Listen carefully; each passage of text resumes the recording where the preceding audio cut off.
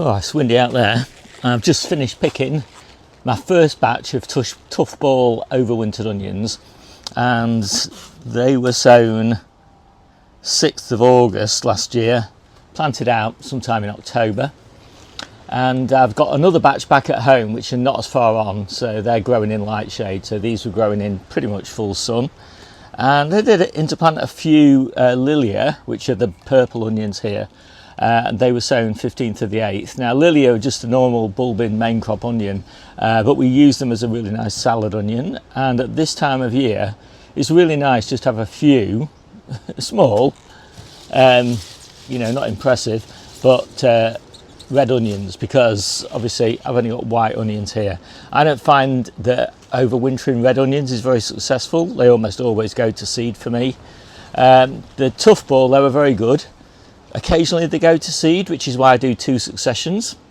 And of course I don't need them all now, so it's nice to have some in early June, very early June this year, and then it's nice to have some sort of towards the end of June, early July, and they kind of last us through until our main crop onions arrive in August or the end of July, depending on the weather conditions. This year it's been exceptionally dry, but I've watered the onions reasonably well all through spring. So we've had very little water, but we have had a lot of sun. And so these onions have grown really fast, and mostly they're okay. So there's a few down there that I've cut in the kind of use now batch, and some of them are like that one. 2 of them actually are like that one, that are basically just all split, and I'm pretty much just going to compost that one. Those 2 rather, just 2. There's a couple, as I say, maybe 10 or something like that, that have got soft spots on them, or they've just started splitting a little bit, or there's no sort of fully intact skin available easily without taking too much skin off them. So those are just, as I say, just going to go in the use now pile. These are all good, and so there's plenty of onions there to last us. We've got about, I don't know, 10, 15 onions left, something like that, red onions from last year in the store. But the quality is obviously waning at this time of year. It's really nice now to have these. This is more than enough onions to see us through until the end of July, when the main crop onions come ready. As I say, I've got a few red onions as well, and I've got a second batch, as I say, that'll come towards the end of June, early July. Those will probably store. Toughball store really well. We generally try to finish them by the end of the year. We don't always get through them because we eat, 80% of the onions we eat are red onions.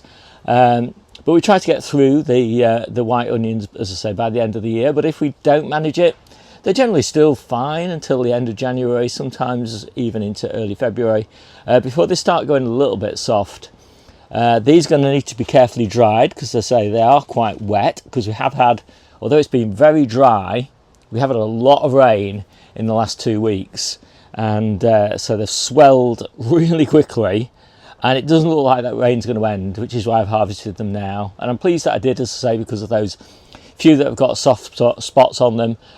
More of those would probably develop as the onions start to split a little bit and strain as they really swell too much in this really wet weather. So I'll just talk about our onion strategy in general. So we eat a huge amount of salad onions. We have to have salad onions pretty much every week of the year. And so the reason that we've got these lilia here is because we generally oversow our salad onions.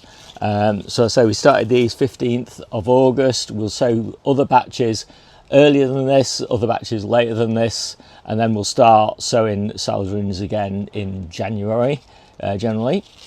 And because we oversow, that means we almost always get through winter, no matter what the winter conditions are like, with enough salad onions.